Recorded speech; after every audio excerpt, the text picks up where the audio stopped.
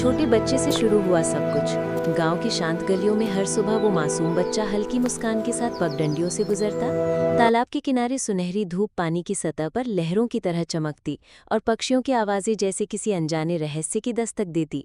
लेकिन उस बच्चे के दिल में आज कुछ अलग सा एहसास Everyone था, says क्योंकि it's उसने magical. हमेशा सुना था कि नदी But किनारे what's the खड़ा वो truth? पुराना बरगद जादुई है और शाम ढलने के बाद वहां से कोई लौट कर नहीं आया। पर आज उसके अंदर सच जानने की अजीब सी जिद जाग चुकी थी।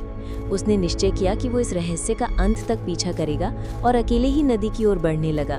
घने पेड़ों और धीरे धीरे फैलती धुंध के बीच उसकी सांसें तेज हुईं, लेकिन कदम नहीं रुके। तभी उसकी नज़र उस विशाल बरगद पर पड़ी, जिसकी जड़ें जमीन पर किसी सोए हुए दैत्य की तरह फैली थीं। वो कुछ कदम आगे बढ़ा और अचानक हवा में से किसी ने धीमे स्वर में उसका नाम पुकारा। उसने चौंक कर इधर उधर देखा, लेकिन वहाँ कोई नहीं था। फिर भी उसने स्वयं को संभालकर पेड़ के तने की ओर हाथ बढ़ाया। उसके स्पर्श के साथ ही जमीन में हल्की कंपन हुई और पेड़ की सतह पर एक चमकती हुई खिड़की प्रकट हुई, जो धीरे धीरे रहस्यमय दरवाजे का रूप लेती गई।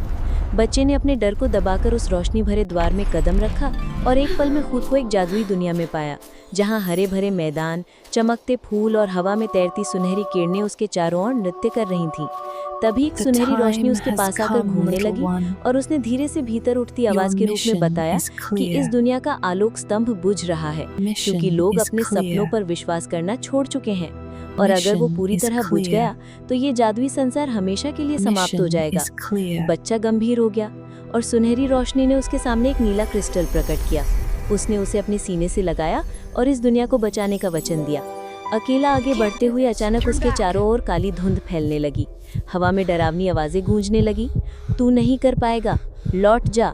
बच्चा कांपने लगा, लेकिन तभी उसे अपनी माँ की वो आवाज याद आई कि सच्चा साहस वही है जो डर के बावजूद आगे बढ़े। उसकी आंखों में विश्वास जग उठा और उसने ऊंची आवाज में कहा, मैं हार नहीं मानूंगा। उसी पल काली धुंध गायब हो गई और सामने आलोक स्तंभ तेजी से चमकने लगा।